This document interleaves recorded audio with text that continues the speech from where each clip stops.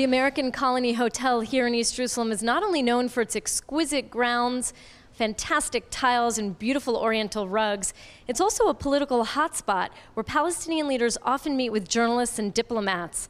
The talk lately has been about the upcoming Palestinian bid at the UN for statehood. I came to talk to Dr. Mahdi. He's one of the most important Palestinian academics, the chairman of one of the first think tanks here called PASIA. I began by asking him why the Palestinians are going to the UN at all. We are going back to United Nations to internationalize the conflict because it started there in 1947 with our partition plan of 1947, with our catastrophe, with our Nakba.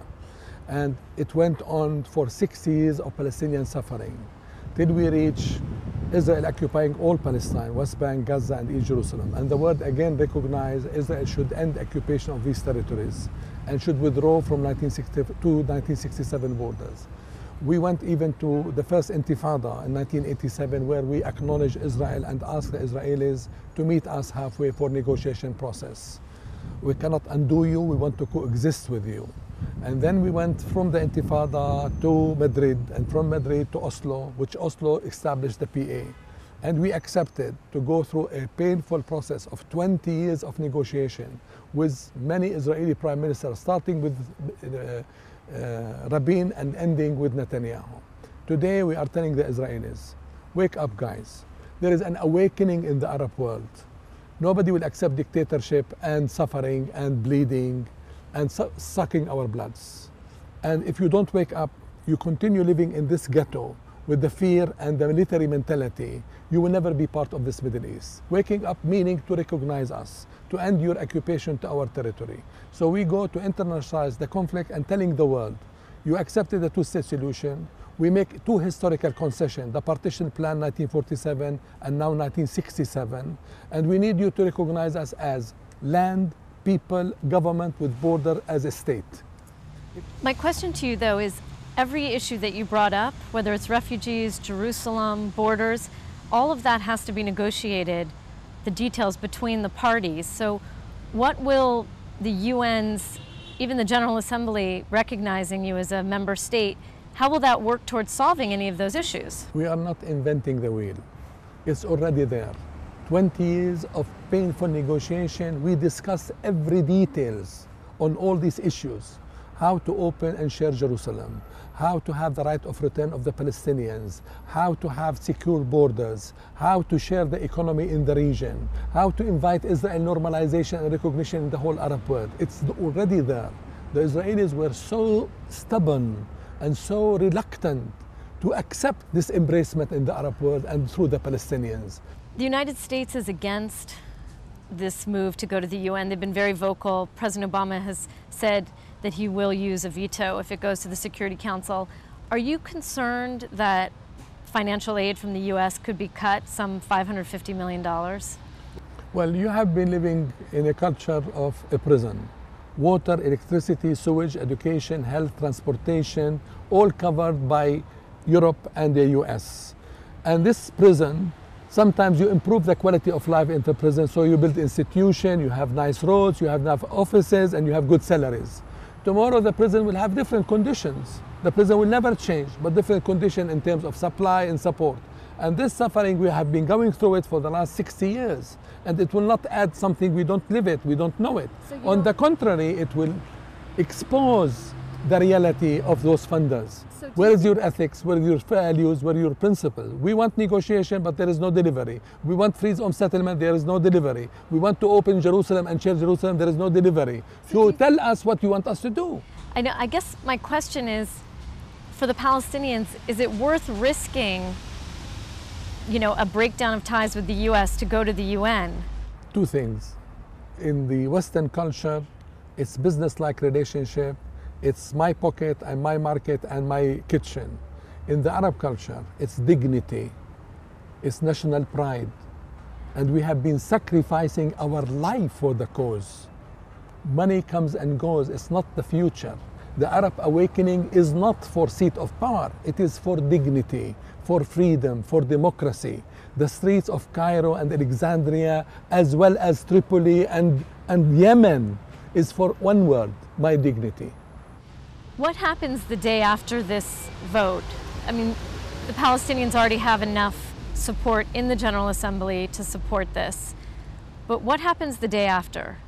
Riots, demonstrations, or return to the peace talks? Locally here, definitely there will be people demonstrating within the cities.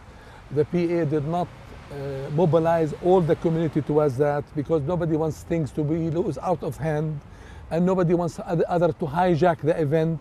So it has been contained in a way of representing the pulse of the society for this decision, at the same time to convey a message to the Israelis. Again, we are not here to undo you. We are not here to end what you think is exclusive yours. We want to share it, wake up. On the second line, there will be a continuous hard work for the people to reconstitute the PLO as provisional government and to preside for the election. We did small election on Chamber of Commerce in certain cities in the West Bank, and we realized that the majority of the people, not only the capital and the business community, want election to represent their needs and their interests and their future, and not to be prisoner to one faction here and the other faction there. Do you think there's any chance that there might be a last moment compromise on this statehood bid? The Europeans have been here, the Americans are coming next week. A compromise where the Palestinians would be upgraded to a non-member observer. Do you think there's a chance of that? The UN bid in September is a political diplomatic game. And it is a political diplomatic argument and discussion. Realizing the stake, I don't see Abu Mazen or the Palestinian representative today are able or willing to give up on this progress. Now, some twisting arms is for sure it has been there. Some verbal threats sure has been there. European, American, they have been here for the last 20 years through the negotiation process, not something new. But now he's facing his people. He's backed by the Arab world. And there is an awareness in the majority of the world to go for this. I don't see the boss, Mahmoud Abbas, in a position to withdraw this. Are you confident the day after this vote that the reconciliation between Fatah and Hamas can really turn into a functioning government so that the peace process can move forward? It is a big challenge for these two factions not to deliver the reconciliation because the people awakening, the people part of the Arab second awakening, the culture of dignity and right and democracy and rule of law will challenge them and naked them and expose them to the reality. They have to do it. Otherwise, they will lose their credibility and nobody will vote for them in the coming election. How long do you think it'll take? Is this a two-year process, a 5-year process? I mean, it's very ambitious. Come on, you are in the Middle East. Anything can happen in the Middle East. It's the land of miracles. You never know what will happen tomorrow. Nobody is assured of anything. Anything can happen. Does that mean you're optimistic that maybe there will be peace here one day? I'm cautious, I'm afraid, and I am in a shaky position because I see the reality on the ground, especially in Jerusalem. Jerusalem is becoming a religious closed city, and people will come to pray with permission and conditions, and the guards is all over militarized city. And I don't see a leader in Israel. I don't see a consensus in Israel. I see a divided country, Russian, religious, fundamentalist, business, military. Can I say that many Israelis, I believe, also look at the Palestinians and say they don't see leadership? Abbas is constantly referred to as a weak leader, and then we have Hamas, which is problematic for various reasons. So who on the Palestinian side do you think could really be a leader, or who's out there? They had Abbas for the last 6 years telling them, I'm negotiating, I'm making concession, I'm accepting. They never accepted him. They labeled him as a weak leader. Now this weak leader is challenging him at the UN and having the Arab world behind him and having most of the people behind him. Is he a weak leader? So maybe you're saying he's not a weak leader, but if he steps down, then who will take over? Fayyad? It's not a question of Fayyad or somebody from Fatah or somebody from Hamas. This is a labor pain. Can you tell me tomorrow who's going to be elected as president of Egypt? No. The same thing in Palestine. Okay, Dr. Mahdi, I want to thank you so much for joining us on JN1 News. It was a pleasure talking with you. Thank you.